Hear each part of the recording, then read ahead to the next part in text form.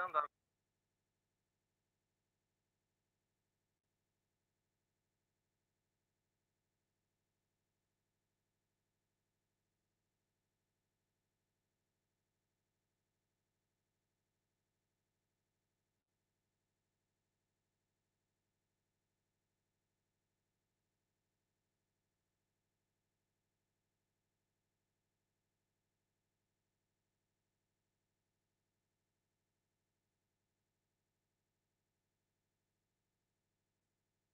عذور حساب میشود. هم خیلی است استاد؟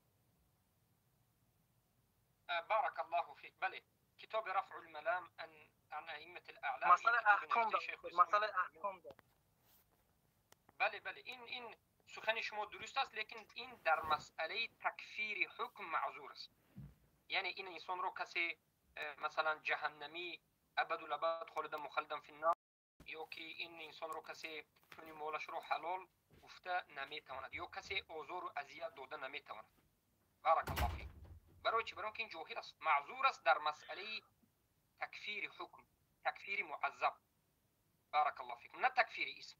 اگر این انسان اگر در مسئله شرک و کفر اکبر واقع شده باشد، مشرک و کافر گفته میشه.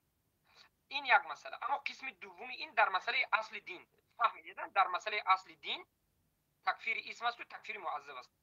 این چنین اگر مسئله واجبات دین باشد، اگر مسئله واجبات دین باشد، یک انسان در کوه، در دشت، در بادیه زندگی بکند یا در بین کفار نو مسلمان شده باشد و برایش فرض بودن نماز نرسید، آیت قرآن رو برایش هیچ کسی نگفت، شریعت رو هیچ کسی نگفت، مسلمان شد، یک تا پرست شد، فکر کرد که در اسلام 5 وقت نماز نیست، یا مثلا زکات نیست، یا مثلا ریبا حرام نیست، یا شراب هم حرام نیست، برای اینکه به او آیت نرسید، حدیث نرسید، زیرا که او در یک جایی که به او نرسید، شرایط حرکت کرد لیکن نتوانست.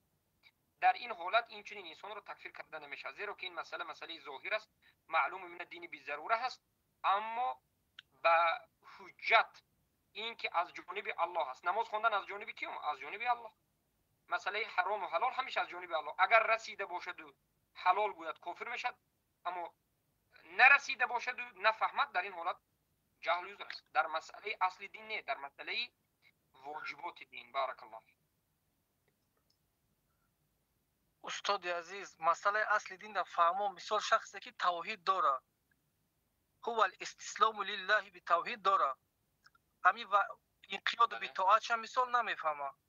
همین توحید ما چقدر که سه تقسیم کردیم فهمونده کجا درسو همین یک ایمان به الله داره، به الله شریک نمیداره. مسئله احکام در میره اصلا با در دیگر جو سخن ابن تیمیه رحمه الله میگه که روز چقدر که شما گفتین که در بیابان باشه، در یگون جا باشه که احکام الله را نفهمیده باشه، یگون حرام الله حرام حلال بگه که حرام حلال بگه، مسئله احکام در رفته. اما جا مسئله پیدا شده با این فرست خواسته میفهمیم استاد که مثال یگون انسانی که امی مسئله جاهل هر مثال میخواه که یگون مسئله شا ریشت کنه، میره پیش یگون مثال پیشواشون میره روش میکنه پیش سود، پیش یگون ملاشون میره روش میکنه پیش سود. مثال امی نمیفهمه که امی کفره، یا که میره و خودش ای پیش خودش میره و پیش یگون حکومت سودی چی. همین مسئله در این انسان عملش کفره، یگون شبهتی نداریم.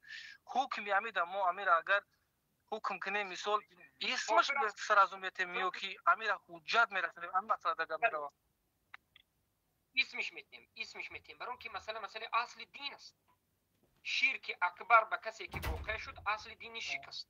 این مسئله به مسئله احکام تعلق نداره، دین اصل دین است برادر عزیز. برای که در قرآن آشکار این مسئله اومده است. مثلا سوره نساء 60 نظر بگیر، کسی که مراجعت به محکمه طاغوتی کرد این به مانند قبر پرستی کرد، اگر چه جاهل باشد هم مشرک است. اسم میدیم، حکم تکفیر معذب نمیدیم، تکفیر اسم میدیم، زیرا که این مسئله از نابود شوی توحید است، این شکست اصول دین است، این از مسائل اصول دین است. اما مسائل احکام، این احکام نیست. احکام یعنی الله یک چیز رو حلال کرد یا فرض کرد، در این مسئله جهل زور است. مسائل احکامی که مثلا یک کس حرام بوده یک چیز رو نفهمید، در بین مسلمان ها اگر نباشد جهل است، اما در بین مسلمان ها باشد و نفهمد، این جهلش جهل اعراض است، این دروغ است، قبول نیست. بارک الله فیک.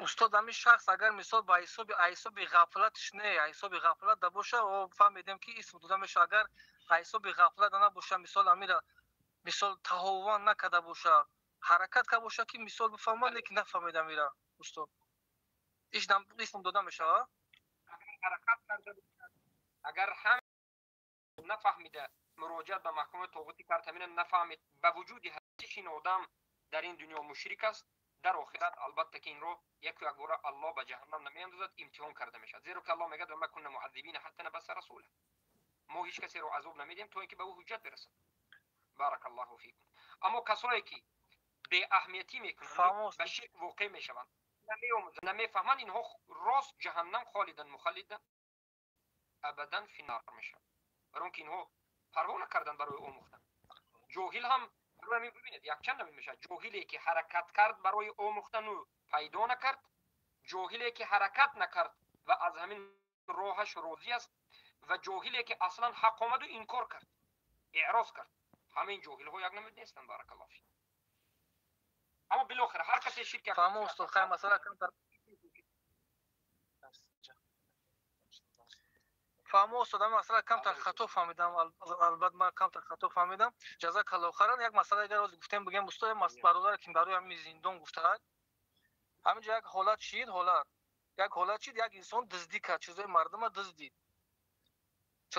دزدید مقصد گپ درباره یک شخص معین رفت که یک امیر اگر فایرات کنن همونجا همین طاغوتایی که مثال چی کنن طاغوتایی که همین حکم امیر وار زکانو قطعی مثال فایرات میکنن همونجا همه آدم یگون نکزا نمیکنن ما هم جگجاش تگی صحبت کردیم گفتیم که اگر همین انسان فایرات کنن بعد ما را فایرات کنن ما هم همینجا یک جو زندگی میکنیم که فایرات کنن همین انسان بگن که ما امیره میگیمش که همین دزده شما بدونین که همین دزده ما در همین حالت اگر در اونجا باشیم اشتراک کنیم ما قطعی همین رشین یا مو سگلاس نمیشیم نه که اگر یگون معذب یگون حکم معذبش براره ما در اونجا برات نشون میبریم در اونجا ما خطا کردیم استاد این اجتهادی که کرده اجتهادی بد نیست این دوست است دوست در نزد مسلمان هم دوست است در نزد کافر هم دوست است هر کسی که دزدی کرد دوست است تمام دوست است اما حکمی که اونها میبرارد بعد از این به همین حکم راضی شدن و همین حکم به طرفداری کردن و یک دوست رو کشوله کرده برده به بالا حکم جاری کردن عینش کفر اکبر است درست نیست بارک الله فیک جزاک الله خیر استاد جزاک الله خیر فی امان الله امین الله همه شما را حفظ بکند برادران و اهل توحیدی که در محبس ها هستید امین این محبس هایی که طاغوت ها که شما رو در اینجا حبس کنند و در اینجا دین شما رو محکم بکنند این مکان ها رو مبدل به مدرسه ها بکنید این مکان ها رو مبدل به مکانی دعوت بکنید تا که اینها از حبس کردن شما پشیمان شوند تا که اینها مکرشون به خودشون بگردد ای اهل توحیدی که به خاطر دین به خاطر توحید به خاطر هر چیزی باشد وقتی در درون حبس هستید به حکمت به احتیاط به همون راههایی که به خودتون ضرر نمیرسد درون تورمه رو تبدیل به یک مدرسه و دانشگاه بکنید که پشیمان شوند که شما رو بردن به درون تورمه الله خورشون بکنه اینها فکر میکنن که مسلمان ها رو درون تورمه ها حبس کردند به همون تمام است کار تمام است نه این موقتا است این موقتی است تورمه بردن تورمه مدرسه می شود تورمه بزرگتر بردن این تورمه دانشگاه می شود دانشگاه اسلامی موحدی اهل سنت رو منتشر بکنید اما خواهشمندم که به همدیگر مهربان باشید اهل توحید در درون حبسخانه ها به همدیگر مهربان باشید کسی غضب کرد کسی پایان بشود به همدیگر خاکسار باشید کمک بکنید یاری بکنید مهربان باشید و کسانی که در بیرون هستند و به این سنجش الله ابتلا نشدند کسانی که از خواهر و برادران به این وزنینی ها و به این ابتلاها گرفتار نشدند اولا از الله طلب بکنند که به این چنین وزنینی ها و ابتلا گرفتارشان نکنند ما از الله دعا میکنیم که ما رو الله به این چنین سنجش ها ابتلاها گرفتار نکن ما از تو میترسیم و ما ضعیف هستیم ثانیاً در حق برادرای موحد و خواهرایی که در همین حالتهای حبس هستند و اسیر هستند دعا بکنید. فراموش نکنید این برادرهایتون، خواهرهایتون رو، برادرهایتون رو فراموش نکنید. پیامبر صلی الله علیه و سلم من دعا لاخیه فی ظهر غیبه يدعو الله الملائكه، يدعو الله الملائكه فيقول ولك مثل ذلك. هر کسی که در حق یک برادرش و یک خواهر مسلمانش دعا میکند در حالت غیب، پنهان دعا میکنی در حق یک برادرت، برادری مظلومت، خواهری مظلومت، بدون که در حق تو ملائکه ها دعا میکنند. هر دعای خیری که در حق یک مسلمان کردی ملائکه ها میگن که ولک مثل ذلک، همین دعای خیرت به تو بود. آیا میخواهی که ملائکه ها در حق تو دعا بکنند؟ پس دعا در حق مسلمان ها بکن. بهترین اجر و بزرگترین اجر و ثواب همین است که در حق برادران و خواهران مسلمان دعا بکنید.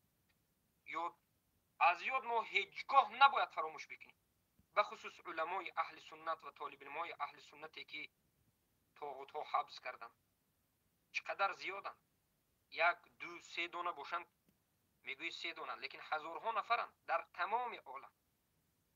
بعد از این برادران و خواهران موحدی که به خاطر دین حبس شده اند خیلی زیاد در همه جای دنیا. از همین جهت در دعا باشید که الله سبحانه و تعالی اینها را حفظ بکند، ایمانشان را حفظ بکند، ثابت قدم نگه بدارد، ان شاء الله سبب آموختن دین و سبب منتشر کردن دین بشود و الله سبحانه و تعالی به زودی عاجلا غیر آجل نجاتشان بده. آخرین سوالی که هست از اینجا میگیریم به درس شروع میکنیم. بفرمایید یک نفری که در بالا هستین سوال بتین. سلام علیکم و رحمت الله و برکاته شیخ. و علیکم السلام و رحمت الله و برکاته. بفرمایید. شیخ یک دو سوال داریم با ما خارج میشیم.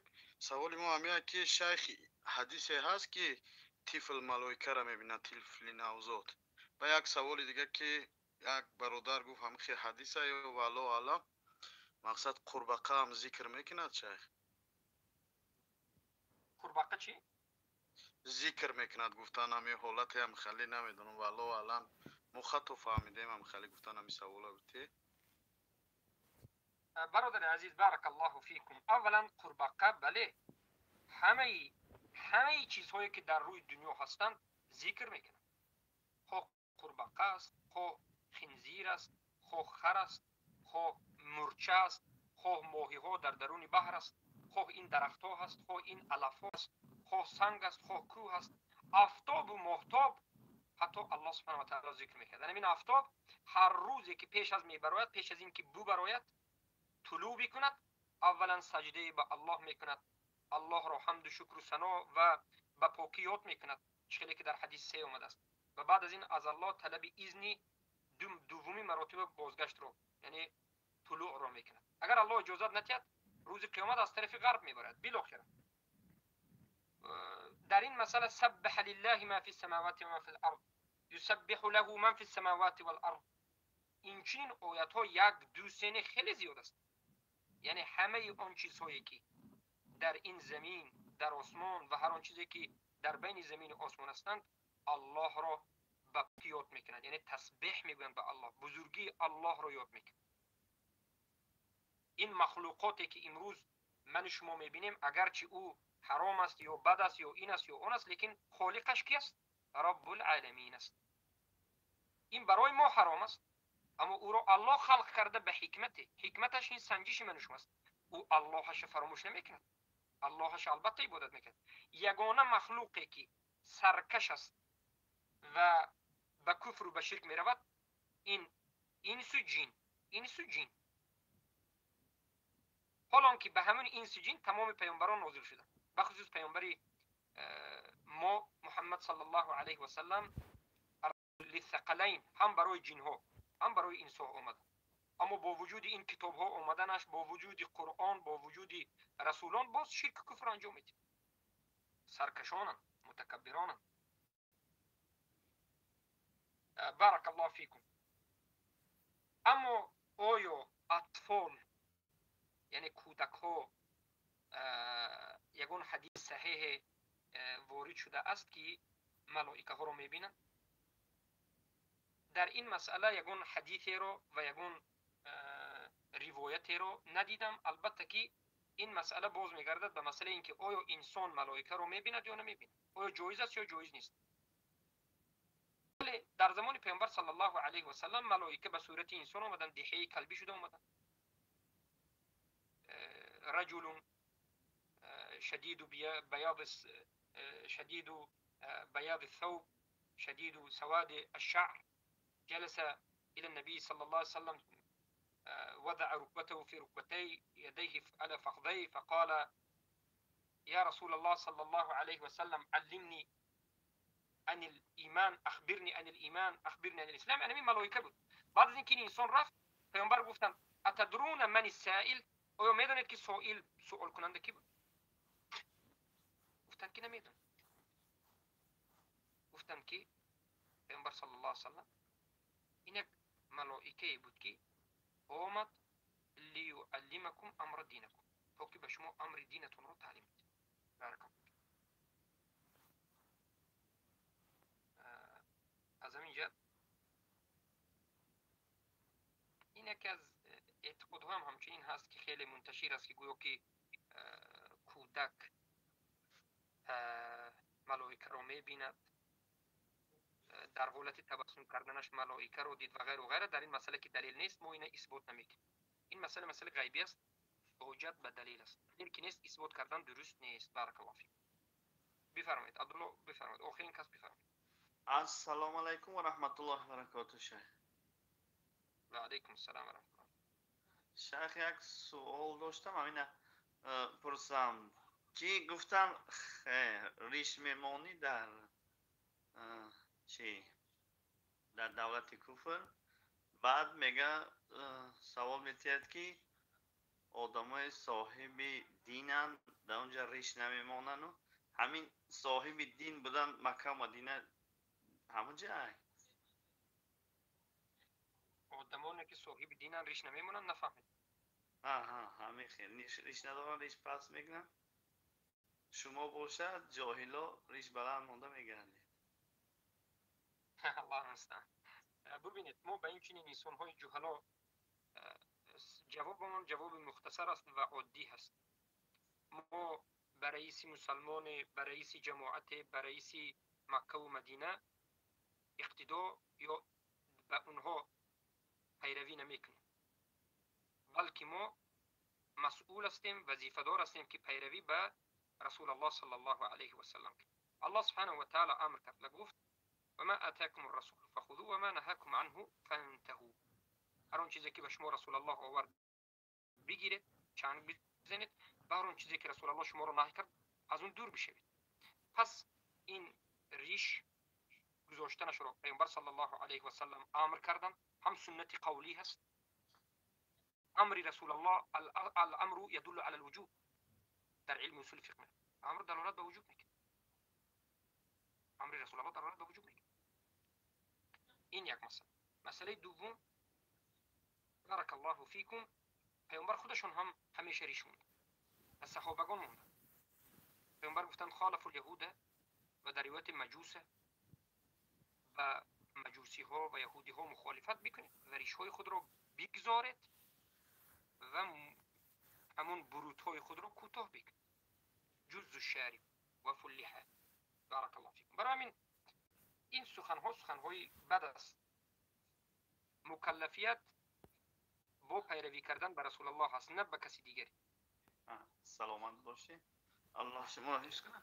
بعد یک چی دیگر، همین نماز خوندن در مکه و اجر زیادتر چیم در این تاجیکستان این طرف های ما بگویم. بله، در دنیا در همین عالمی که ما میبینیم زمینی که هست 3 مکانی هست که این مکان را مکان مقدس میگن و در همین مکان نماز خوندن اجر و ثواب زیاد دارد. برای چی؟ برای اینکه الله همین مکان رو اختیار کرد به خودش، همین مکان رو دوست داشت.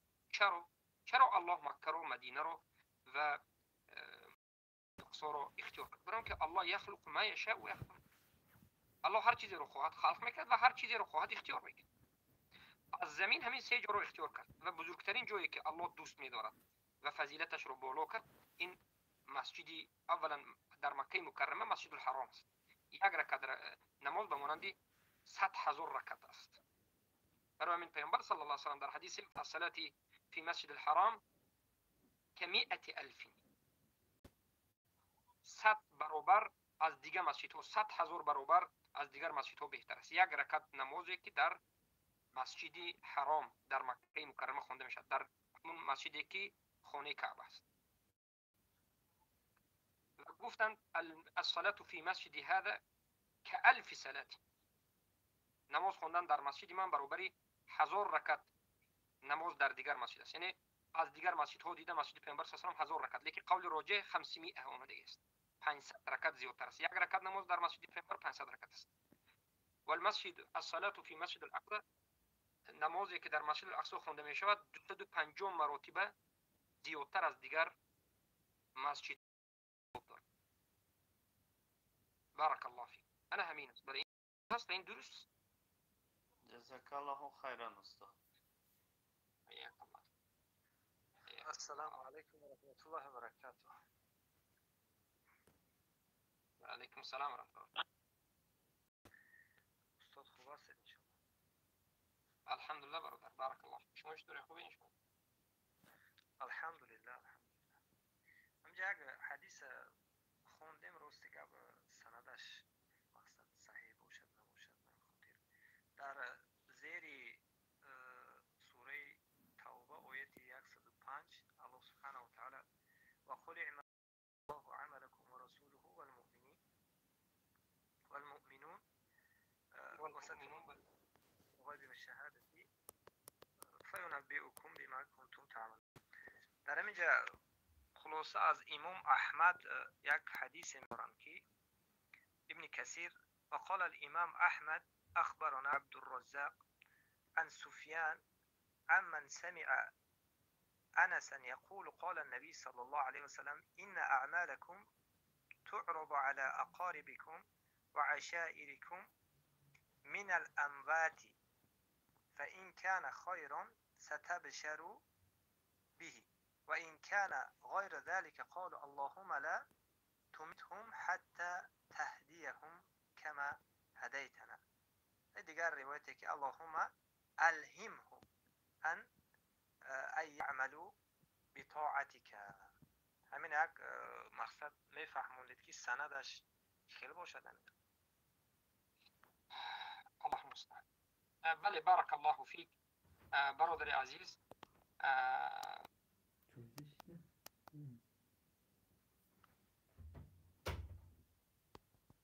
در این مسئله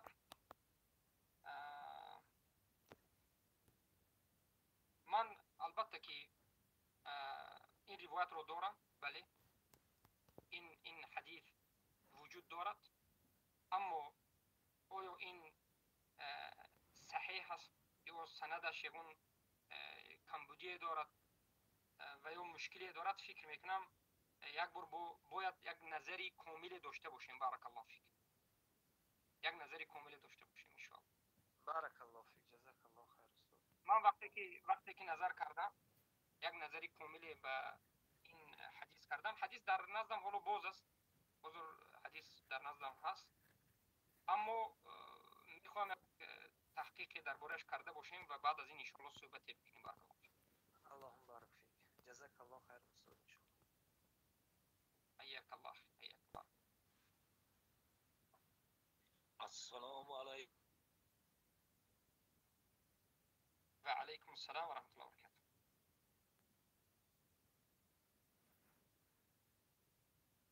بله برادر عزیزم، وقتی ما هم خیلی تنگ است. از همینجا درس شروع بکنیم، بعد از این ان شاء الله باز دوام میدیم. یک لحظه من دیکتافون رو باز میکنم.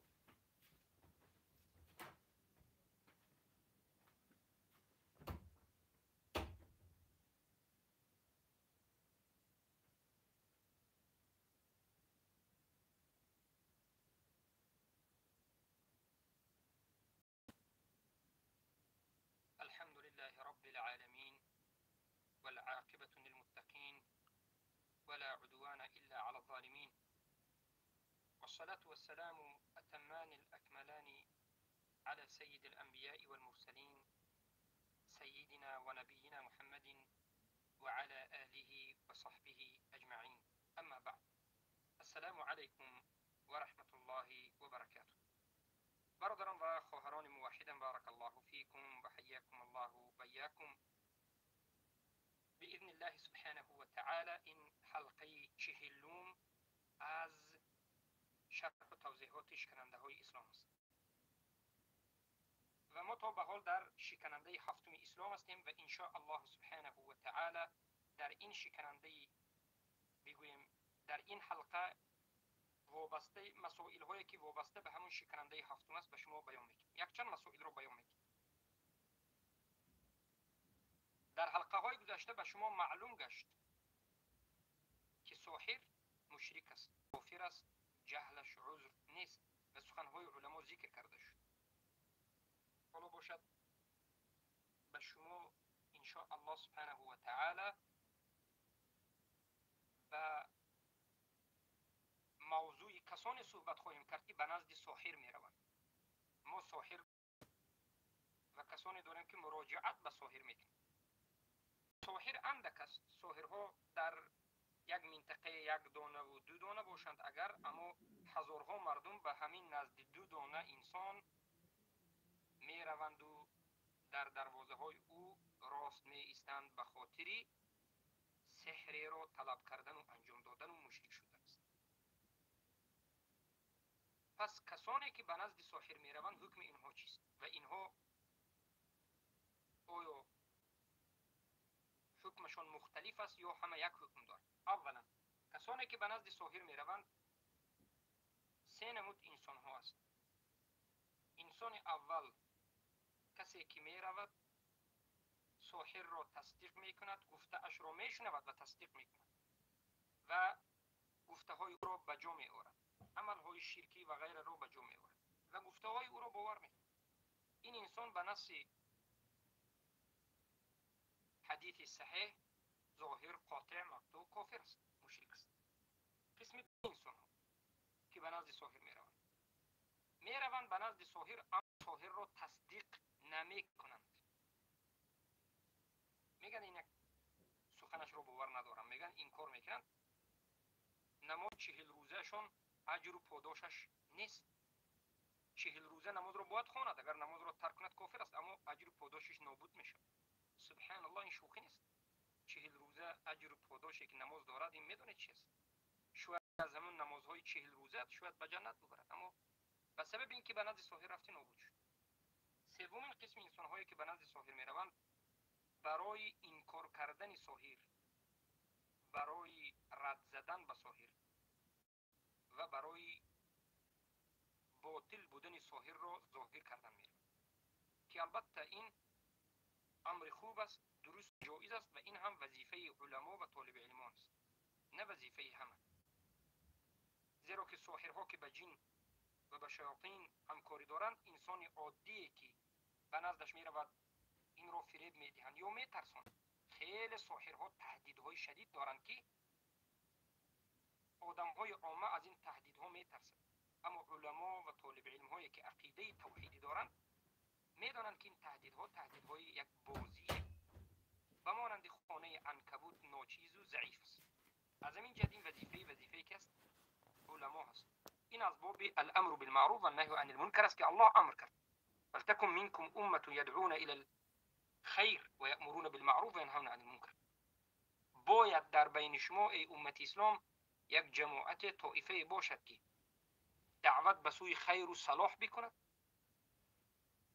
و مردم را به امر کند به خیر و نیکویی، امر به معروف و نهی از منکر، از شرک و کفر بازشان دارد. این وظیفه کی است؟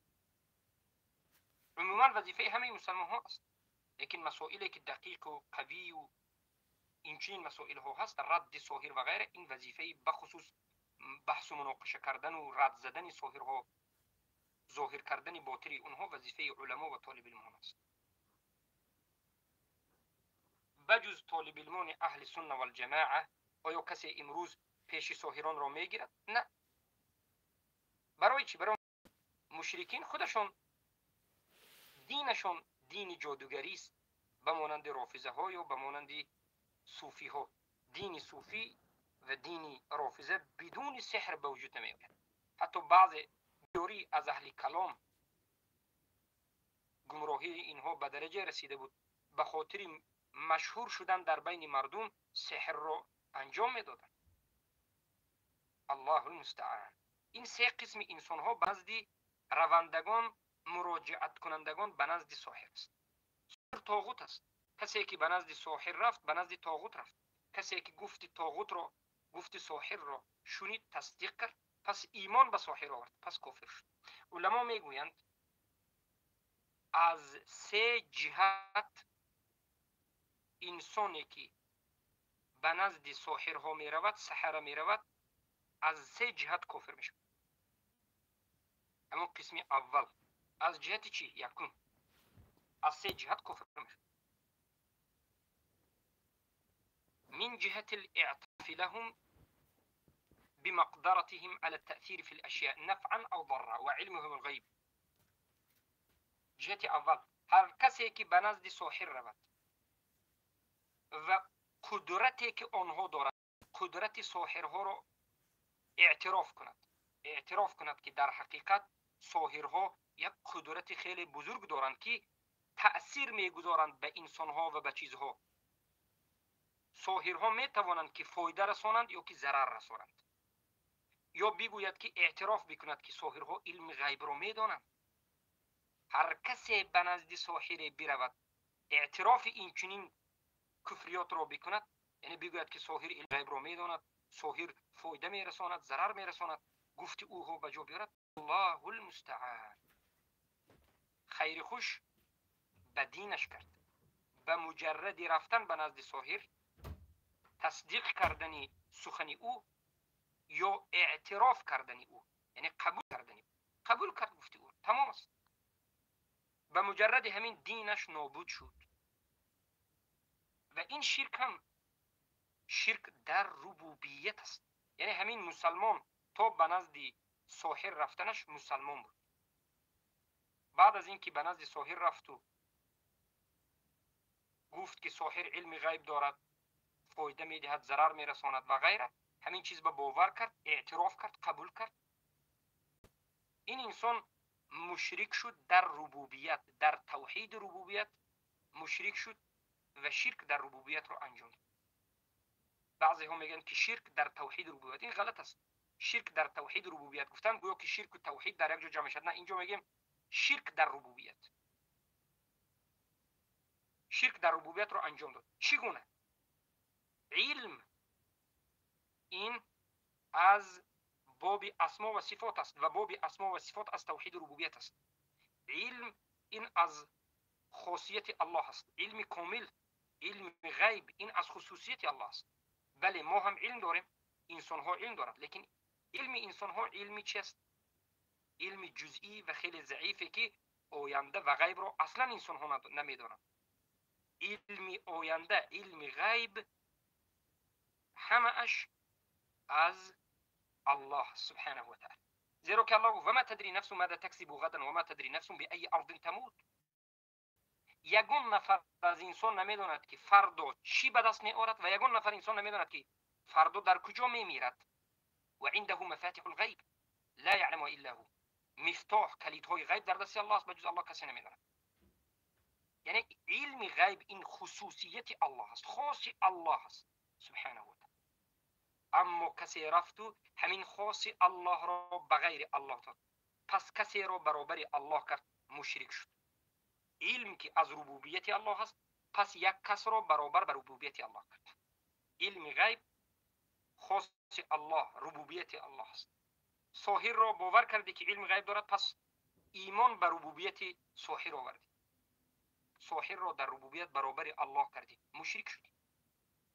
ضرر رسانیدن، فایده رسانیدن از توحید ربوبیت است. ما باید ایمان بیاریم که یگانه ذاتی که ضرر رسان است و فایده رسان است الله است. بجز الله هیچ کسی ضرر رسانده نمیتواند. حدیث صحیح است: لو ان اولکم و آخرکم و انسکم و جنکم كانوا على اتقى قلب رجل واحد منكم ما زاد في الملك شيئا. عینا همین ما نقص في ملکی شیئا. اگر اولی شما، آخری شما، انسی شما، جنی شما در یک قلب انسان جمع بشوید و خواهید که به همین انسان فایده رسانید، فایده رسانیده نمیتوانید. اگر اولی شما، آخری شما، انسی شما، جن شما، میلیاردها انسان ها، جن ها جمع بشوید و به یک بنده الله ضرر برسانید، به یک مخلوق الله بخواهید که ضرر برسانید، نمیتوانید اگر الله نخواهد. رفعت الاقلام و جفت الصحف. چیزها نوشته شد، همیشه در دیر بوده به خواست الله و علم الله. بالاخره ضرر هم و نفع هم از آن الله است. اگر کسی اعتقاد بکند که ساحر، ملای، جادوگر ضرر میرساند یا که فایده میرساند، همین را اعتراف بکند، به مجرد اعتراف کردنش کافر است. حتی رفتن به نزد ساحر شرط نیست. این را خوب دقت بدید. این مسئله نازک است. این دروازه کفر شرک است که امروز این دروازه باز است و به این دروازه هزارها انسانها از ملت من و شما دارند به شرک کفر داخل میشن. به نزد ساحر نرفتی، به نزد جادوگر نرفتی، اما همین اعتقاد را داری که ساحر نفع میرساند یا ضر میرساند، یا که اعتقاد کردی که ساحر علم غیب را میداند. اگرچه نرفتی، اگرچه ساحر را در عمرت ندیدی، کافر هستی، مشرک است. خصوصیت الله را به غیر الله دادی. هر کسی که خصوصیت حق خاص الله را به غیر الله میدهد، پس غیر الله را به الله برابر کرده است.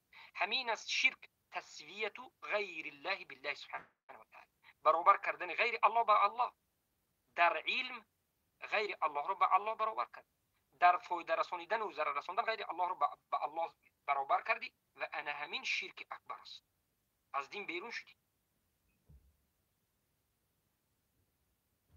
امروز بسیار شرکایی که هست همین است که دیگر انسان ها را به الله برآوردن. مثلا کسی که قبر میپرسته، شرکش همین است.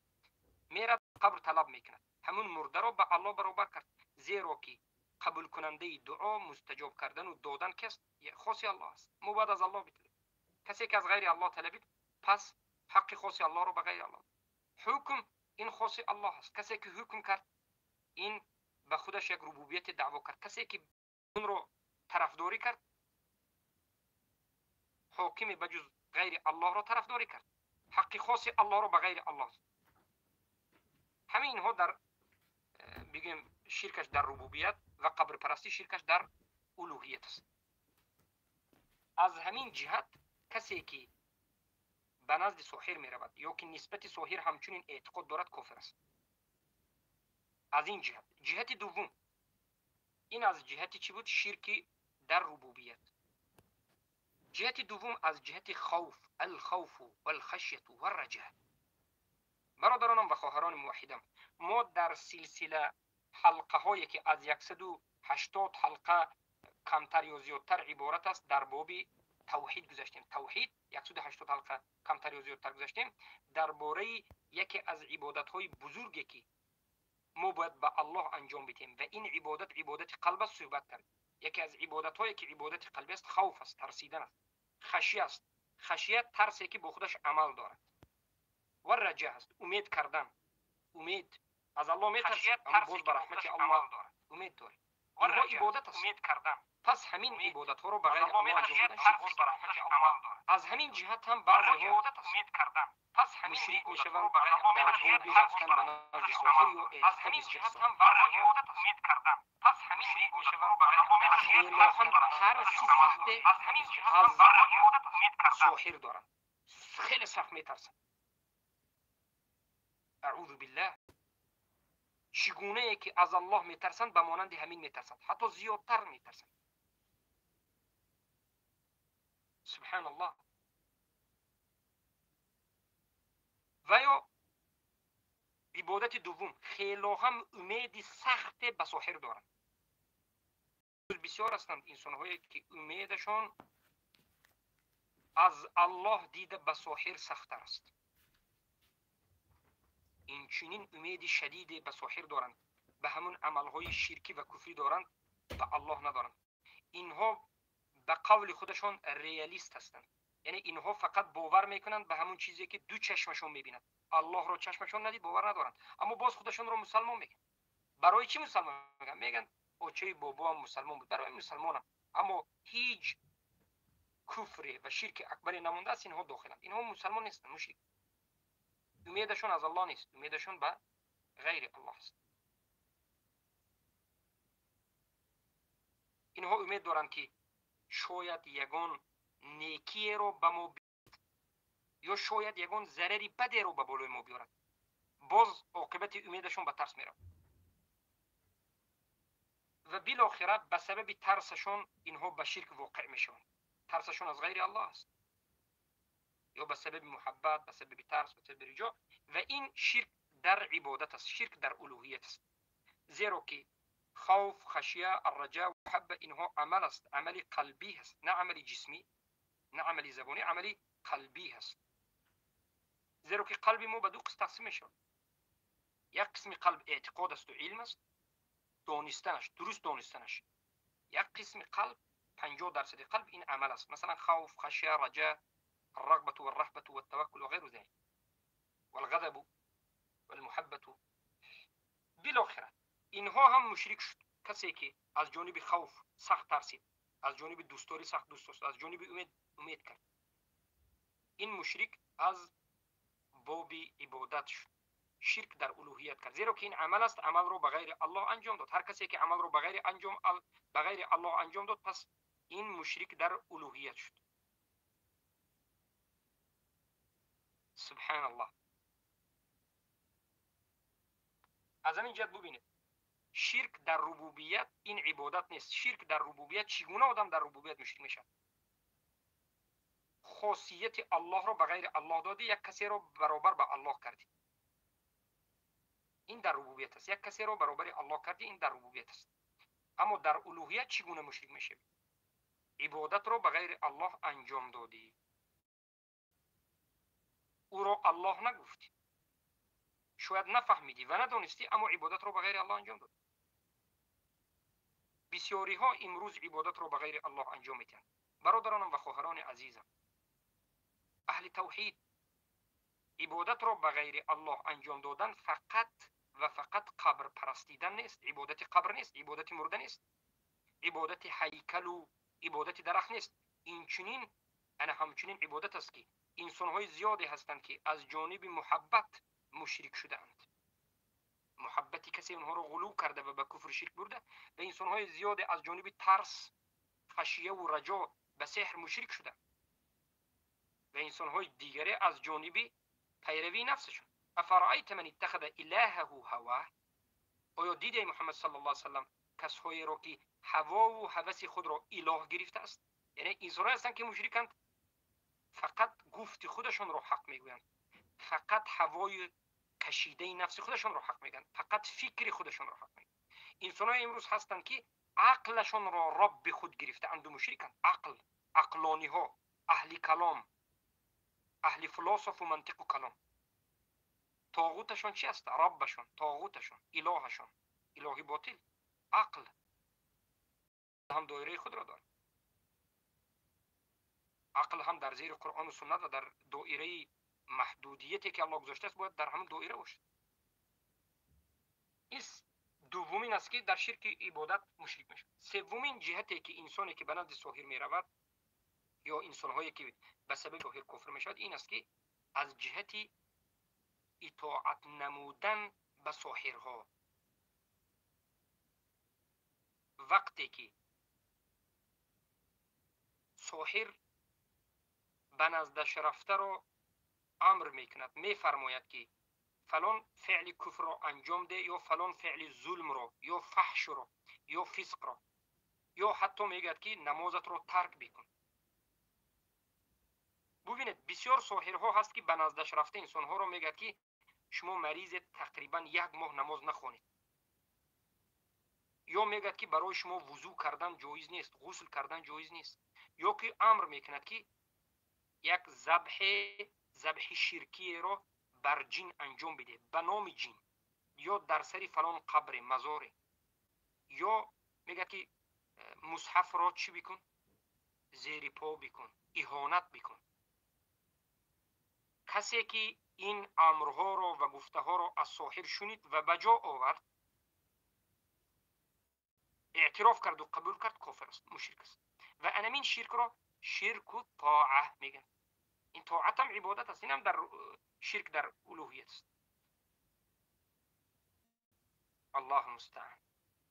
از همین جهت خیلی که در حلقه گذشته گفتیم ساحر در اساس حدیث پیامبر صلی الله علیه و سلم، سحر این طاغوت است و ساحر طاغوت است.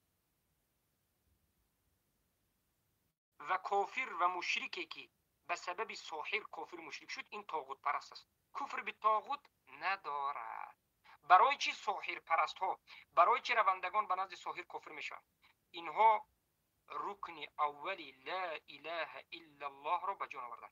رکن اولی لا اله، وقتی که یک کس مسلمان هم میگه لا اله الا الله میگه، معناش چیست؟ نیست معبودی برحق بجز الله، نیست معبودی برحق. انا همین انکار طاغوت هاست. یکی از طاغوت ها انمین ساحر است. وقتی که گفتی که من موحدم، یعنی وقتی که گفتی که من مسلمانم، یعنی مسلمان موحد. وقتی که گفتی که من لا اله الا الله رو گفتم مسلمانم، تو باید طاغوت رو انکار بکنی. یکی از طاغوت مشهور اگر شیطان باشد، دیگر از طاغوت مشهور شاگرد شیطان ساحر است. دیگر از طاغوت مشهور حاکمی که به حکم غیر الله حکم میکرد و دیگر طاغوت ها زیاد است. و تو وظیفه دار هستی ای مسلمان که طاغوت را بشناسی. چگونه که وظیفه دار هستی که زندگی بکنی، احتیاط بکنی، بخوری و بنوشی، از این دیده زیادتر، از نفس کشیت و شراب نوشیت و طعام خوریت دیده زیادتر تو وظیفه دار هستی و مسئول هستی که طاغوت ها را بشناسی و انکار بکنی.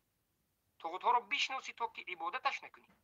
وقتی که ما شما را به سوی لا اله الا الله دعوت میکنیم، مقصد ما همین است که لا اله الا الله، نیست معبودی برحق. انا اینجا نیست، یعنی انکار میکنیم. نه انکار چی؟ انکار طاغوت ها. طاغوت یعنی چی؟ کسایی که از حد و تجاوز کفر گذشتن و بزرگان اینها شیطان است. کسی که علم غیب رو دعوا میکند ساحر است. علم غیب رو دعوا کنند ساحر است. کسی که حکم میکند، کسی که قانون میبرد. الله المستعان. انا من طاغوت است. یا این علماء السوء که هر چیزی رو خواهند حلال حرام میگن، دفاع کنندگان حکومت های طاغوتی هستند، اینها هم طاغوت میشن. چخیلی که یهودی ها خود را مسلمان بودند، بیچاره ها جاهلی مسلمان بودند، علمای خودشان را از سبب جهالت حرام گفتش رو حرام گفتند، حلال گفتش رو حلال گفتند، بالاخره علمای خود را به خود طاغوت گرفتند، کافر شدند. حتی من عالم را هم به سر طاغوت گرفتن ممکن است. هر وقتی سخن عالم به قرآن و سنت و فهم سلف صالح نیست، هر وقتی که عالم حلال حرام میگه بدون حجت میگه طرفداری میکنی، نفهمیده ندونسته بدون دلیل، همین عالم رو به سر طاغوت میگیری. چقدر بسیار انسان ها هستند که امروز ابو حنیفه رو به سرشون طاغوت گرفتن. ابو حنیفه طاغوت نیستن، اما اینها خودشان ساختن. ابو حنیفه میگن تمام کفر شرک رو میکنن. ابو حنیفه از این خیلی انسان ها بیزار است و غیر ذلک. برای همین میگیم که سخن هر کس قبول است، قابل قبول است و قابل رد است. هر کسی که با دلیل گپ زد، در حقیقت در اساس فهم سلف صالح گپ زد، قبول است، وگرنه مردود است. از همین سه سبب، از همین سه جهت، کسانی که به نزد ساحر میروند کافرند و مشرکند. یا عجبا و یا اسفا، ای عجبه و ای جای تأسف است که امروز چقدر مردمی که من و شما میبینیم خود را مسلمان میگوید، اهل مسجد است و اهل صوم است و حج است، هر هفته، اولی هفته، اولی آخر هفته، شتابان به سوی ساحر میرن. برای چی؟ برای اینکه میخواد تاجر باشد، میخواد بای باشد، یا میخواد ضرری از بالش اندازد. فرزندش مریض شد به نزد ساحر، به نزد مزار. اللهی که تو را خلق کرد، اللهی که به تو رزق داد، اللهی که یگانه است، اللهی که وعده داد که ادعونی استجیب لکم، دعا کنید من شما را اجابت میکنم. الله گفت که و این یمسسک الله بضر فلا کاشف له الا هو. الله گفت من اجابت کننده شما هستم، به شما فایده و ضرری رو به جز من نمیرساند. همه این را ترک کرد، به سوی الله بیایید. ففروا الی الله، به سوی الله بشتابید، به سوی الله بیایید. الله رب العالمینی که خالق شما هست، رب شما هست، رازق شما هست، رزق دهنده شما هست. انمون از شفا دهنده شما، نجات دهنده شما از تمام مشکلی ها. قسم به الله، الله هیچگاه به وعدهش خلاف نمیکنه. اگر مؤمن واقعی شدی، الله میگه که این حق ما است که مؤمن واقعی رو حفظش بکنیم. حقا علینا نصر المؤمنین، حق است برای ما، بر بالای ما که ما نصرت بدیم مؤمنین رو. ببینید الله به خودش حق گذاشت. حق چی؟ ما میگه حق همین است که باید مؤمنین و موحدین رو دفاع بکنیم. از چی؟ از ضرر، از آفات، از بلا، از سحر، از کمبودی، از مصیبت. اما در حالتی که مؤمن باشی، در حالتی که مؤمن باشی. مؤمن چیست؟ موحد باشی. کجا است موحدی تو ای بنده الله؟ چرا از سوی الله به سوی بنده های الله، به سوی مخلوق های الله میشتابید؟ از دست اینها چیزی نمیاد. به سوی الله بشتاب. اینجا میخوام یک مسئله منهجی رو حالا بیان بکنم. برادرانم و خواهران عزیزم، منهج اهل سنت و الجماعت در باب ایمان چیست؟ ایمان قول است و عمل است و اعتقاد است. عمل رکن ایمان است. عمل رکن ایمان است. کسی که عمل رو انجام نداد کافر است. تارک جنس عمل کافر است. کسی که نماز نخوند کافر است. و این چنین اگر از عمل ایمان به وجود آید، از عمل کفر شرک به وجود می آید. انا همین سحر شکننده عملی است. هر کسی که سحر را انجام میدهد عملا فاعل و انجام دهنده سحر کافر است به مجرد انجام دادن سحر. و این چنین هر کسی که سحر را تعلیم میگیرد به مجرد آموزش سحر کافر است به اجماع علما. به اجماع علما. به خاطر این میگم که ما اختلاف علمای اشاعره را قبول نداریم. بله، فخر الرازی بکری در کتاب علم النجوم، سر المکتوم فی علم النجوم، که علما به سبب همین کتابش یک چند بار تکفیرش کردند، خیلی که امام الذهبی میگن و در آخر توبه کرد میگن بعضی از علما و غیره.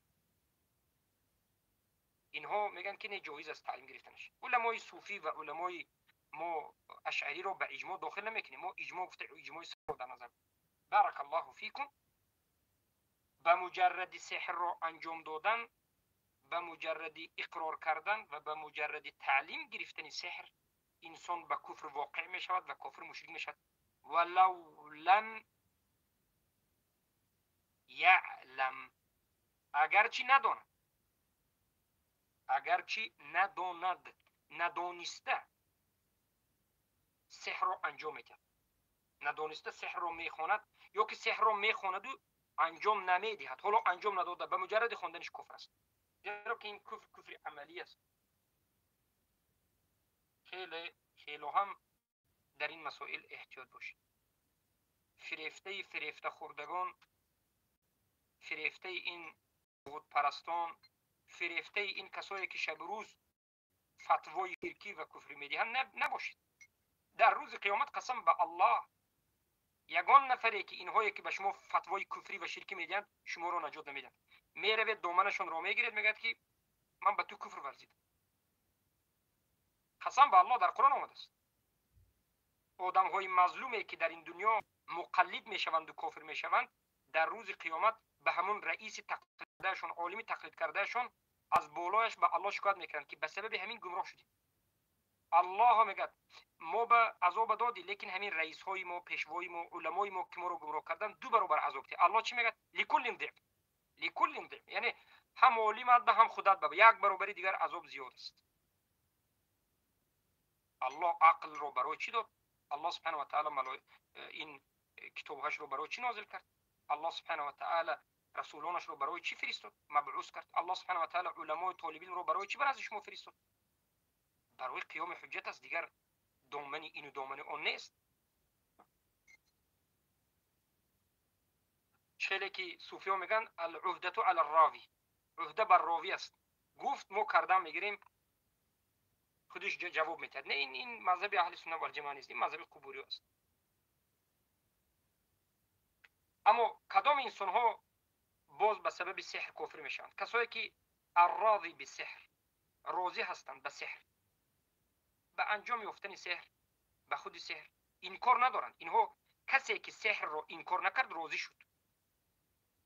حتما باید این کارش بکنی، حتما باید بدش ببینی، حتما باید از جانب سحر دور باشی، حتما مشاهده سحری ها رو بد ببینی. این از کفر بالطاغوت. درسای کفر بالطاغوتی بنده رو که از 30 چند حلقه عبارت از گوش بکنید. صفت کفر بالطاغوت، کسی که کفر نورزید به سحر پس راضی به سحر است، پروا ندارد، مشاهده میکند، بد نمیداند، در نظرش یک چیزی عادی است. راضی به سحر هم کافر است. دعوت کننده به سوی سحر کافر است، نشر کننده سحر هم کافر است و هر کسی که برای ظاهر کردن سحر رو منتشر کردن سحر میشته باید کافر است. هر کسی که اجازت میدهد که ساحرها از سحر ظاهر شوند در امام جمهور، پیش جمهور، پیش مردم، در تلویزیون ها و غیر ذلك اجازت میدهد، این هم کافر است. این کفر مخرج من المله است. این منتشر کردن شرک است، راضی شدن به شرک است و این به اجماع علما است. شیخ القاضی عیاض در کتاب شفاء العلی ذکر میکنه الرضا بالکفر کفر، رضا به شرک شرک است، رضا به کفر کفر است. پس ببینید برادران عزیز، اگر اقرار شد که حالا اقرار شد همه به همین قانع شدیم که سحر این کفر اکبر است، صاحبش کافر است، بدونید که تعلیم گرفتن سحر هم چی است؟ کفر است. برای چی؟ ما اینچنین همه اقرار کردیم در حلقه گذشته و سخنهای علما رو و دلیل ها رو دیدیم از سوره بقره آیه 102 که تعلیم گرفتن سحر خالی از شرک ناممکن است. آیا ممکن است که انسان سحر را تعلیم بگیرد اما کافر نشود؟ نیست، ناممکن است. زیرا که سحر علمی که به وجود می آید از کفر و شرک و عبادت شیطان، دیگر سحر نیست. سحر همین است. بعد از اینکه کافر شدی، عبادت شیطان رو کردی، کفر به الله ورزیدی، بعد از این تعلیم میگیری سحر.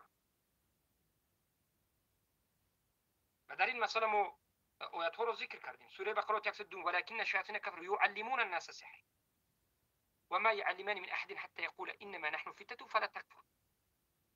ای تعلیم گیرندگان، ما برای شما فتنه هستیم، کافر نشوید. یعنی تعلیم گرفته کافر نشوید. حالا عمل نکرد تعلیم گرفتی کافر شدی، عمل نکردی تعلیم گرفتی کافر شدی. ولقد علموا لمن اشترى ما له في الاخره من خلاق. به تحقیق دانستن که اون چیزی که میگیرند میخرند به سبب همین در آخرت هیچ نصیبی ندارند. خالدن فی النار است.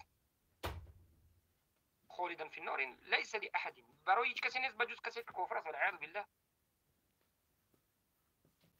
اما تعلیم گرفتن سحر را بعضی از کسایی که خود را به مذهب شافعی نسبت میدهند جایز دانستند. ببینید اگر ما بگیم که به مذهب شافعی نسبت میدهند جایز دانستند، شما فکر نکنید که امام شافعی رحمه الله هم جایز گفتن. نه، اینها مذهبا یعنی فقها نماز خواندنشون، روزهشون، حجشون، زکاتشون شافعی است. عقیدتا اینها مخالف امام شافعی است.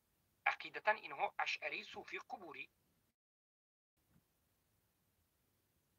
برای همین هر کسی که خود را از اشعری شافعی میگوید، شما فکر نکنید که عقیده اشعری ها به مانند عقیده امام شافعی است. نه والله، اینها فقها طرز نمازخوانیشون، طرز نکاحشون، طرز حجشون از نظر امام شافعی است، اما عقیدهشون مخالف امام شافعی است. زیرا که عقیده امام شافعی، عقیده امام احمد، عقیده امام مالک، عقیده همه سلف صالح، عقیده صحابگان یک عقیده بود، در اصول دین اختلافی نداشت، بجز اندک بعضی از علمایی که خطاگی ها داشت. مثلا کسی که فقها شافعی بود، عقیدتا اشعری، صوفی، غلات، الراضی، فخر الراضی البکری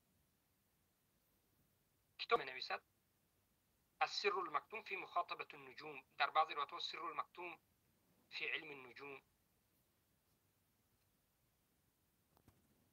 و به سبب همین کتاب نوشته است بسیاری از اهل علم به سبب همین کتاب نوشته است از اهل علم تکفیرش کرد. بعضی از علما گفتند که توبه کرد در آخر العمر. اما بسیاری از علما تکفیر کردن، گفتن این انمین کتاب سحر است، زیرا که یکی از سحرها این علم نجوم است، شرک و کفر اکبر است. نظر بکنید به سخن امام الذهبی در کتاب میزان الاعتدال عن الرازی. امام ذهبی در کتاب میزان الاعتدال در باب رازی چی میگه؟ له کتاب السر المكتوم في مخاطبة النجوم، سحر صريح فلعله تاب من تألیف إن شاء الله. فخر الدین الرازی کتاب دارد که سر المکتوم فی مخاطبة النجوم است و این کتاب سحری صریح است، شاید توبه کرده باشد به خود از همین نوشتن کتاب، شاید توبه کرده باشد ان شاء الله، اما انیق نیست. از نظر مذهب اهل سنت و جماعت قاعده داریم هر کسی که کفرش و شرکش ظاهر است و توبهش هم ظاهر باشد یا که نقل واقعی شده باشد. بماند ابوالحسن الاشعری عقیده اعتزالش آشکار بود، توبه کرد، اشعری شد، از عقیده جهمی کلابی و از کلابی بگیم کمی جهمی و بالاخره توبهش در کتابش با ظاهر است، در کتاب مقالات الاسلامیه یا که الابانه من اصول الدیانه و غیره. یا ابو حامد الغزالی توبهش ظاهر است، توبه باید ظاهر باشه. کسایی که جایز دونستند تعلیم گرفتن سحر را، اینها دلیلشان دلیل های عقلی است، علم است، این است، آن است، و این دلیل های عقلی دلیل های خیلی پوچ است که برای حلال و حرام بودن دلیل عقلی نمیشه. اما بدانید که این چنین مذهبی هست که اصلا سحر وجود داشتنش رو انکار میکنه، میگه که سحر وجود مذهب معتزله ها از همین جمع کرده میشود که در باب سحر سه مذهب وجود دارد: مذهب اهل سنت و الجماعه و مذهب اشعری های غلات صوفی ها و مذهب معتزله ها. مذهب اهل سنت و الجماعه میگن که سحر وجود دارد، سحر حقیقت هم هست، خیال هم هست و غیره، در اساس قرآن و سنت. مذهب بارک الله فیکم، اما مذهب اهل سنت و الجماعه گفتن آموختنش حرام است، جایز نیست، شرک و کفر اکبر است. اما مذهب اشعری ها غلات و غیره صوفی ها قبوری ها گفتن که سحر حقیقتا وجود دارد، آموختنش جایز است، عمل کردنش هم جایز است، هیچ باکی نداره. خیلی که اهل سنت گفتن که سحر حقیقتا وجود دارد، صوفی غلات و اشعری غلات و رافضه اینا گفتن که بله حقیقتا وجود دارد. اما اهل سنت گفتن که آموختن و انجام دادن و مراجعت کردن کفر و شرک اکبر است. این غلات صوفی ها، رافضه ها، اشعری ها و غیره اهل کلام گفتن که نه باکی ندارد، ساحر شدن جایز است، آموختن جایز است. رأس اینها انا همین صاحب کتاب السر المكتوب في مخاتمة النجوم فخر راز البکری است و غیره، هزارها کتاب دارن. و مذهب سوم مذهب معتزله است که اصلا سحر گفتن که وجود ندارد، حقیقت سحر انکار کرد، که البته این عقیدهشون عقیده باطل است، عقیدهشون عقیده بارک الله فیکم باطل است.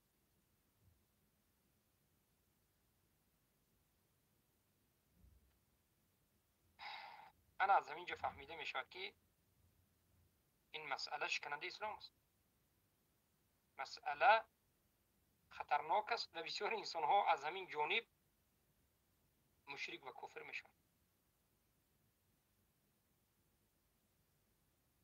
بارک الله فیکم. و با مسئله جهل و عذر نبودن، اقامت حجت پیش از قتلش و غیر این چیزها وجود ندارد. برای ساحر ما این چیزها رو در حلقه گذشته گفتیم و حالا میخوایم در یک مسئله کمی باز صحبت بکنم. این مسئله سحر شدن رسول الله است. آیا در واقع رسول الله صلی الله علیه و سلم را سحر کرده بودند یا که این سخن در حق رسول الله درست نیست؟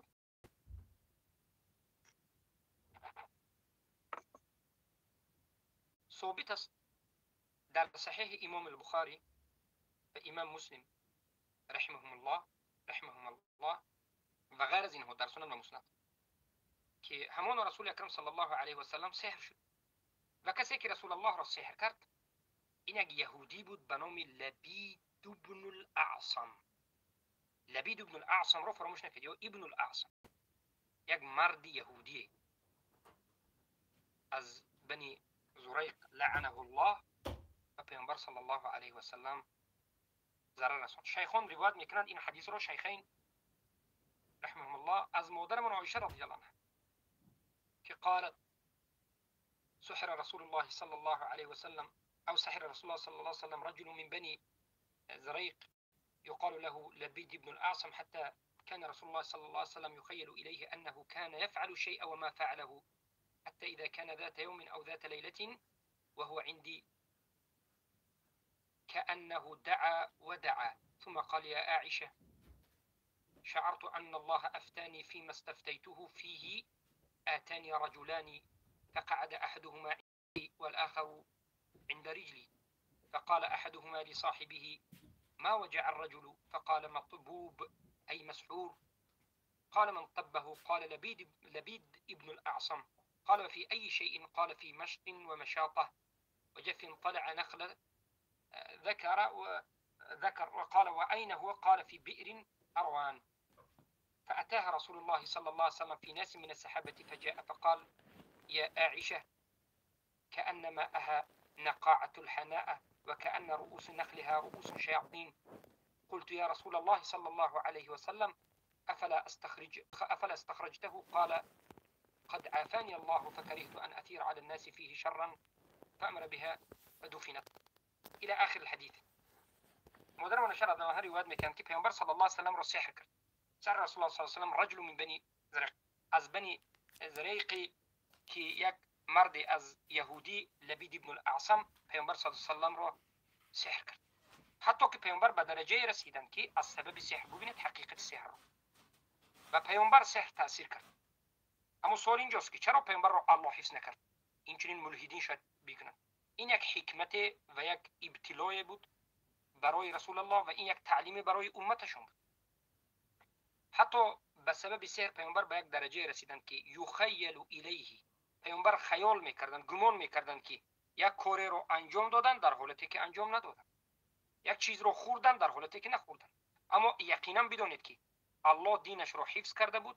سحر شدن رسول الله به دین هیچ ضرری نرسونید، فقط در مسئله خوردن، نوشیدن، خوب کردن، یگون کاری دنیوی رو کردن. یک روز الله علیه و سلم یک روزه یا یک شبه، چیزی که در حدیث اومده کان ذات یوم او ذات لیله، در نزد مادرمان عایشه رضی الله عنها بودن. حضرت مادرمان عایشه رضی الله عنها پیامبر را همچنان دید که گویا پیامبر در حالت دعا کردن بودند. در همین وقت از کم پیامبر به عایشه گفتند که ای عایشه، من حالا احساس میکنم که آن چیزی که از الله پرسیدم الله به من جواب بگفت، زیرا که دو مرد آمد، یکش به پایم نشست، در نزد پایم نشست، یکش به نزد سرم بنشست، یکش به نزد سر. دو مرد آمد، یکش در نزد سری رسول الله، یکش در نزد پای رسول الله نشست و به همدیگرش صحبت کرد. یکش گفت که این انسان مطبوب است، یعنی مسحور است. بله گفتم، این انسان یعنی پیامبر صلی الله علیه و سلم مسحور است. و یکش دیگرش رو سوال کرد که کین رو سحر کرده؟ طب مطبوب یعنی مسحور به لغت دیگره، کی سحر کرده؟ این مرد دیگری گفت که لبید ابن الاعصم است. به چی سحر کرده؟ به مشت، به شونه و در درون شونه دانه های رو گذاشته و گره ها بسته که از 11 گره عبارت و غیره بود. و یکیش از دیگرش سوال کرد که این سحری که به رسول الله شد جایش در کجاست؟ در فلان بئر است، چاه، در فلان چاهی که سوراخی در زمینه که در زیرش کمی آب است، اینو چاه میگن. در زیر چاهی که بئری که در اروان گفتنی جایی. در حقیقت رسول الله به اینجا میروند، این رو پیدا میکنند و نابودش میکنند و دفن میکنند. این دلالت میکرد که سحر حقیقت دارد. و در روایت دیگری اومده است، خیلی که در مسند و سنن هست، فانزل الله هاتین السورتين وهما 11 آیه على عدد تلك العقد. الله سبحانه و تعالی در همون وقت به پیامبر دو سوره رو نازل کرد، سوره فلق و سوره ناس. قل اعوذ برب الفلق، قل اعوذ برب الناس. شما ببینید قل اعوذ برب الفلق، قل اعوذ برب الناس، هر دوش 11 آیت میشه، برابر به عدد گره هایی که همون ساحر لبید ابن الاعصم الیهودی 11 گره بسته بود. 11 گره رو 11 آیت کشد. هر آیتی که پیامبر میخوندن یک گره باز میشد، هر آیتی که میخوندن یک گره باز میشد. از همین جهت یکی از بهترین سوره ها و آیت هایی که برای مسحور خونده میشد همین دو سوره آخر قرآن است، فلق و ناس، موعظتین میگن، قل اعوذ برب الفلق و قل اعوذ برب الناس. وامر ان يعوذ بهما فجعل كلما قرأ آية انحلت عقدة، ووجد النبي صلى الله عليه وسلم خفة حتى انحلت العقدة الأخيرة فكانما انشط من عقال. هر باره که یک آیت رو پیامبر میخوندن یک گره باز میشد و پیامبر هم سبک میشدن، از سحر آزاد میشدن. آخرین آیت رو که خوندن آخرین گره باز شد، پیامبر آزاد شدن، گویا که از یک بسته ریسمان زنجیر آزاد شد. و در روایت دیگری اومده است که فأتاها جبریل بالموعظتین فعوذوه بهما. حضرت جبرائیل دو سوره رو گرفتند از جانب الله، کلام الله رو آوردند و همین دو سوره رو حضرت جبرائیل علیه السلام به پیامبر خواندند و رقیه کردند. از خانه اشون پیامبر به نزد پیامبر از خانه شون به نزد صحابگانشون صحیح و درست و تندرست بیرون شدند. بارک الله فیک. این چنین حدیث ها و روایت ها زیاد است و این دلالت میکرد که در حقیقت پیامبر صلی الله علیه و سلم سحر شده بود. و این چنین یکی از شفاهایی که پیامبر کردند به خاطر شفا یافتن از سحر بعد از رقیه شرعی این حجامه بود. چه که از ابن سعد در طبقات، از ابو عبید در غریب و طبرانی در معجم الکبیر از پیامبر صلی الله علیه و روایت میکنند که ان نبی صلی الله علیه و احتجم حين سحر. پیامبر صلی الله علیه و سلم حجامه کردند زمانی که مسحور شدند، زمانی که سحر شده بودند. از همین جهت هر کسی که حس میکند وزنینی رو، مریضی رو، سحر رو، حجامه بگیرد. این هم ثابت است. و حدیث دیگر ثابت است که میگند ان جبریل رقاه حين سحر. جبرائیل رو رقیه کرد زمانی که پیامبر صلی الله علیه و سحر شد. بارک الله فیک. اما کدام زمان پیامبر رو سحر کردن؟ پیامبر صلی الله علیه و سلم خیلی که در سیره پیامبر ان شاء الله ما در این موضوع می آییم، وقتی که به مکه رفتن صلح حدیبیه رو انجام دادند در آخر سال ششم هجری، بعد از به مدینه آمدنشون بعد از 6 سال، آخر ششم سال، اولی سال 7 هجری، انا همین سحر پیامبر صلی الله علیه و سلم رو سحر کردن و همین ضرری سحر و همین سحر در جسم پیامبر صلی الله علیه و سلم 6 ماه باقی موند و در بعض روایت ها 40 روز باقی موند و در 3 شبانه روز این نابود کرده شد و یعنی وزمینتر شدن که بعد موعظتا نازل شد. البته من چرا این حدیث صحیحین بخاری و مسلم رو گفتم؟ برای اینکه شاید به شما کسی بگوید که سحر پیامبر سحر نشدن و غیره و غیره. خیلی که بعضی از علما این رو انکار کردن. مثلا سحر شدن پیامبر رو جساس، یکی از علمای حنفی و غیرش انکار میکنن. حدیث های صحیح متفق علیه آمده رو انکار میکنن. به خاطر چی؟ نه به خاطر سندش، نه به خاطر چی، به خاطر گفتند سحر شدن رسول الله معارضه و ضدیت به عصمت رسول الله میکرد. گویا که اگر ما رسول الله رو سحر شدنشون رو اثبات کنیم به دین خلل میرسن. این سخن باطل است.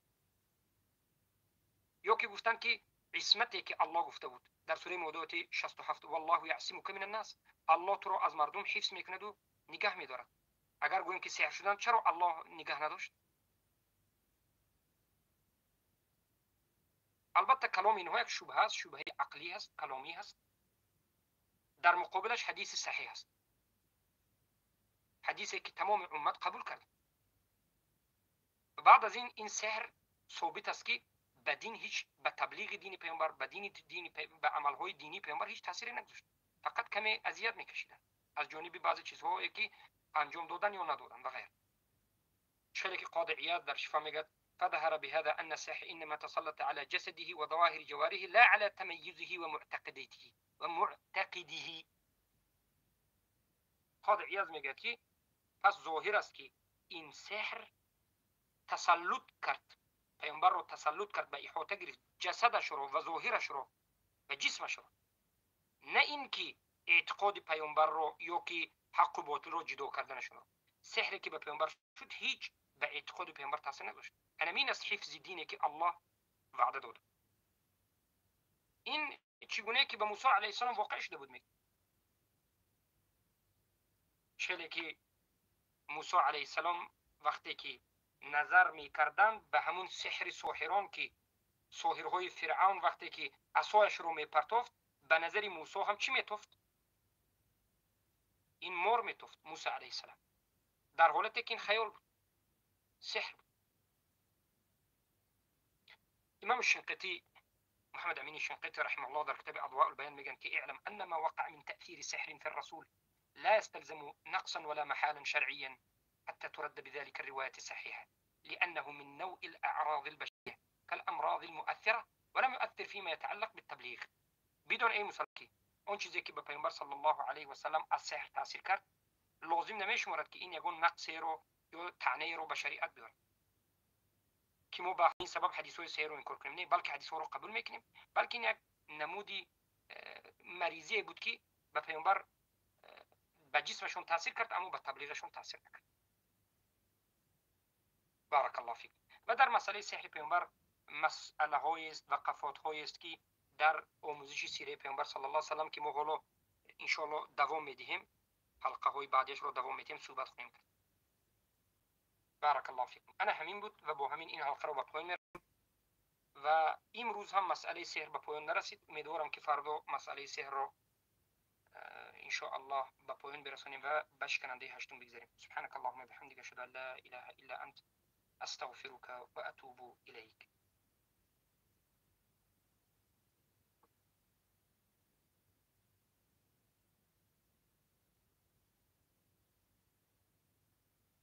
یک لحظه برادرها، من کمی یک چای آب شما میشم.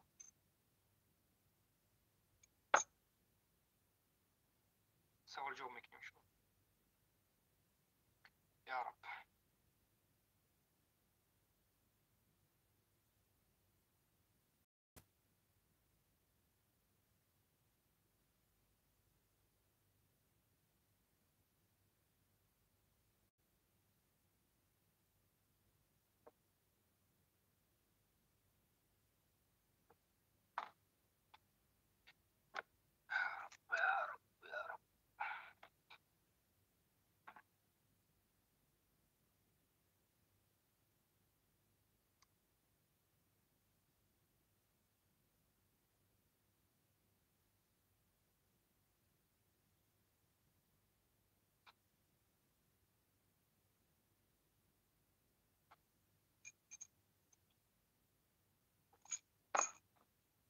وإياكم أخي الكريم بارك الله فيك.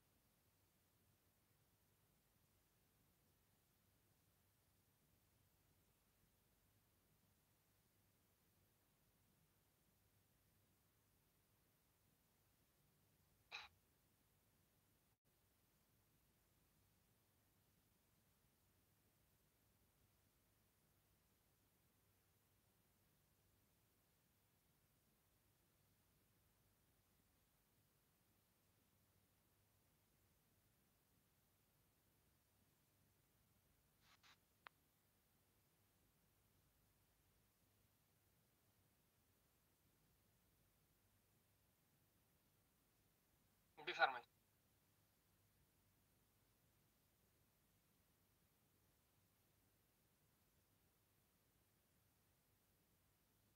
بفرمایید.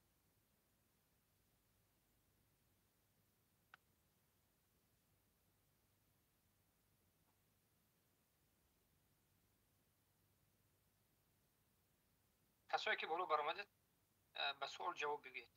مقصد یا سوال بدید یا که لاقل یگان صحبت بگید.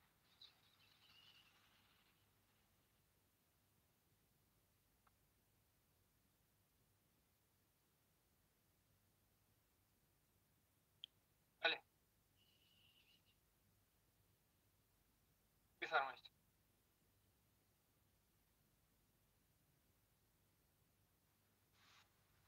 السلام علیکم و رحمت الله و برکاته. و علیکم السلام و رحمت الله و برکاته. برادر چه تنجین سلامتی و خوب هستین؟ انشاءالله. الحمدلله برادر. جزاک الله خیر. سلامت باشید، در کجا باشید، در پناه الله باشید. برادر یک چی در یادم زد، خاص حوالا بعدا میتونیم یک چی کنیم در باره بگیم عطوه دودن با چی فوته عبدالرحمن که من برادر یک انسان هستیم که دنبال حقم، حق گوش کنم، چقدر فکر کنم، چقدر گوش کنم. شما برادر گفتین که انشاءالله گفتین با قرآن و سنت شمشیر، همچی بگیم با شمشیر قرآن و سنت جواب میتیم. این نقطه شما با من بسنده است انشاءالله. اکنون گذاشتیم به رده او بگیم هم فوتیه که او این را من گوش کردم. عجبا عجبا، ای الله هدایتش کند، الله الهیم همه کسی هدایت کند. ای تیک توک بچه، ای تیک توک گرون جواب داده است. ای سبحان الله، این علم به برادر نمیزه بد. ای خود این همین چقدر برادر رو گوش که استن، این چقدر هم مخوفل چی میگم پروتفی می شما زده است مالی کی باشم. آخه فکر کن که برادر خود ای تیک توک جواب میتیم.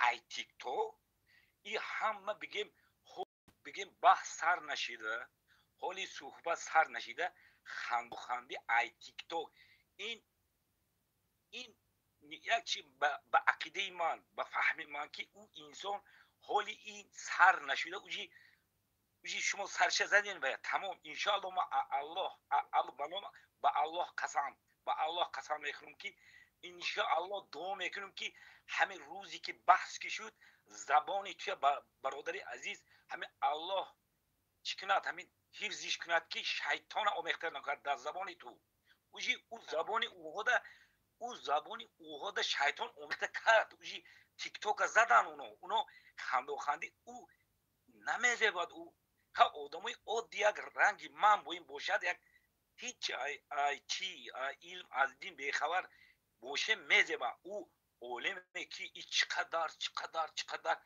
ای تیک توک ای سبحان الله.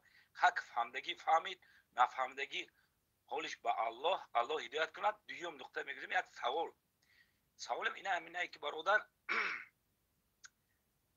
همین عذر جهل اینه همین یک بگیم یک مسلمان میترشه یک شرک اکبر میکنه. اکبر همین یک شرک اکبر کرد، من میگم مشرکای کافرای چای اونو عذر میتیم. یعنی که اون مسلمان خوش یهود نصارا بگیم این همین خطایا پرستو هم اونو هم شرک اکبره. این همین عذری که میتیم برادر تو با اهل فهمی همین عذری همین میتیم اون عذری ها در همون هم دخل دارد یا ندارد؟ همین از سوال جواب میدید. السلام علیکم و رحمت الله و برکاته. السلام و رحمت الله و برکاته. اکی عزیز بارک الله فیکم. الله سبحانه و تعالی حفظ میکند. اولا در مسئله این عذر بالجهل شیخ علی بن خضیر یک کتابی رو نوشتند، المتممه فی العذر بالجهل فی کلام ائمه الدعوه. خیلی کتابی بزرگ است و ما هم این رو به زبان کریلی تاجیکی ترجمه کردیم. در آخری همین کتاب هم هست و بعضی گفتن کمی اشکاست کمی نیست. آخر سخن سلیمان ابن سحمان رحمه الله است. سلیمان ابن سحمان رحمه الله میگویند که هر کسی که عاذر المشرک است یک چند ملزمات باطل و فساد رو باید قبول کند. این معنای سخن رو کمی عاموی بگویم، اگر عادی بگویم، یعنی هر کسی که میگوید که جهل عذر است مجبور است که یک 7-8 نتیجه رو به سرش بگیرد، زیرا که عذر بالجهل گویی همین نتیجه خواهی نخواهی میبیاید، لازم است، مجبور استی که بیاید. یکی از زمانها چی است؟ عذر بالجهل بگفتی، تو وظیفه دار استی که به دیگرها هم عذر بالجهل رو بدی، به یهود و به نصارا و به بودیست و به دیگر و دیگر. برای چی؟ برای اونها که آنها در حقیقت جاهلتر از اینها هستند، به آنها اصلا قرآن نرسید، به آنها به هیچ چیزی نرسید. بله بعضی از علمای این مداخله ها، این جهمی ها به همین درجه آمده رسیدن، حقیقتا مجبور شدن گفتن که ما یهود و نصارا یا که دیگرش رو تکفیر نمیکنیم. اینها حالا اگر قبول نکنند هم، لیکن نتیجه سخنشون، لازم القولشون همین است. از همین جد ما از این چیز باز میداریم، از همین چیز باز میداریم. الله سبحانه و تعالی از این بدعت کفری همه امت اسلام را نگه بدارد و عقیده اهل سنت و جماعت همین است که هر کسی که به شرک و کفر اکبر واقع شد مشرک است، کافر است. اما در مسئله این که ما گفتیم که ما به شمشیر قرآن و سنت عقیده باطل اونها رو سربریده میکنیم، بله ما وقتی که صحبت میکنیم، وقتی که بحث و مناظره میکنیم، در اساس قرآن و سنت فهم سلف صالح است، نه در اساس تو زیبا هستی و من زیبا، تو زیبا نی و من زیباتر، تو بزرگتری و من اینتر. این چیزها به ما لازم نیست. تو فربیحک هستی و من خرابتر، این چیزها از موضوع بیرون است. تو چقدر خوندی و من اینقدر. می شود که در این مسئله بیاید یک آدم عادی بحث بکنه، یک آدم عادی می شود که بیاید بگوید که به من اثبات بکنم این چیز رو در اساس قرآن و سنت فهم سلف. اما اینها مشکلشون همین است که همیشه از موضوع بیرون میرفت سلف اینها و امروز هم اینها از موضوع بیرون میرن. به جای این که در رو برو آیت رو او بگوید من جواب بدهم، من آیت بگویم جواب بدهد و در آخره نکنیم ملاعنه کنیم بروید. من قبول نکردم او قبول نکرد، بیاید ملاعنه میکنیم میریم به نزد الله سبحانه و تعالی. در این دنیا عاقبت ملاعنه ملعون است، معلوم است، عاقبت ملاعنه معلوم است. اما اینها راضی نیستند، اینها ما رو دعوت میکنن به گروهشون، بعد از این ما رو محکم میکنن و بالاخره بعد مسخره بازی و تیک توک بازی و این اون خیلی گفتید همین منهج اینها رو نشون الله سبحانه و تعالی هدایتشون. بله برادری که بالا هستید بفرمایید.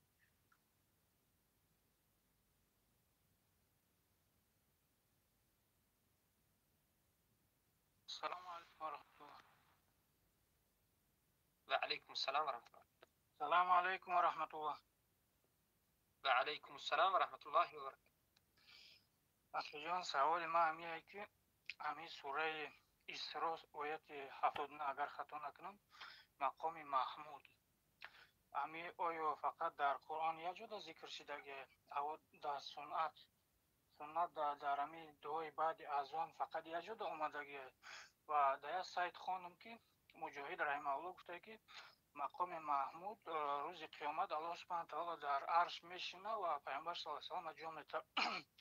بعد همین در چکله یک لحظه برادر. بله حاضر باز صحبت میکنیم، یک لحظه حاضر یک دقیقه من نگفت.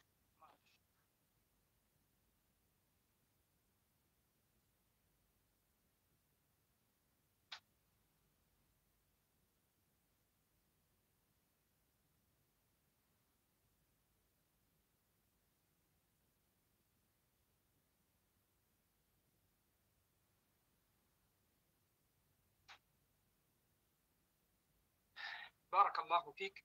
البته الله سبحانه و تعالی در قرآن میگه که عسى ان يبعثك ربك مقاما محمودا، یعنی این عمل ها رو انجام بده. این درباره نماز تهجد است. و من اللیل فتهجد، در شب نماز تهجد بخوان که به سبب همین فعل الله سبحانه و تعالی تو را به مقام محمود برسان. و مقام محمود چیست؟ اولا بله و بعثه مقام محمود گفته بعد از دعای، بعد از اون دعای هست اللهم رب هذه الدعوة التامة والصلاة القائمة آت محمد الذي وسيلة والفضيلة وبعثه مقاما محمودا الذي وعدته. همین قدر. بارك الله فيكم. بله حدیثایی که در باب شفاعت پیامبر صلی الله علیه و سلم اومده است که حدیث خیلی طولانی در حدیث متفق علیه بخاری و مسلم روایت میکنن که همه انسان ها میروند به نزد آدم میگن که به نزد دیگر پیامبر و بالاخره به نزد پیامبر صلی الله علیه و سلم میآیند. یگانه کسی که الله اجازت میدهد که صحبت بکنند و الله اجازت میدهد که تسبیح بگویند و ذکر بکنند و سجده بکنند و بعد از این اجازه شفاعت میدهد، این پیامبر صلی الله علیه و سلم هستند که انمی رو مقام محمود میگن. بارک الله فیک. روزی که هیچ کس حق ندارد برای جنبیدن و حرکت کردن، برای حتی یک از الله یک چیزی رو پرسیدن بجز پیامبر صلی الله علیه و سلم، و پیامبر الله اجازت میده. همین است مقام محمود. بارک الله. امیر پول میفهمیدیم اگر ممکنه بفرمایید.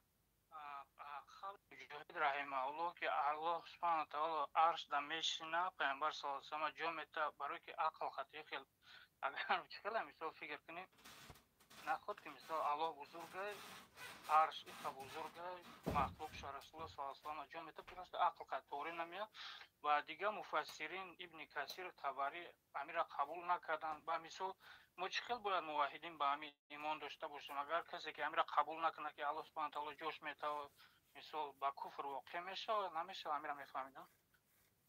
بارک الله فیکم. این مسئله دیگر است، زیرا در مسئله مقام محمود عادتا معروف ترین سخن علما درباره روز قیامت شفاعت کبرایی که پیامبر میکنند است. البته قسمی از علما گفتند که وقتی که الله سبحانه و تعالی به عرشش به پهلویش می نشیند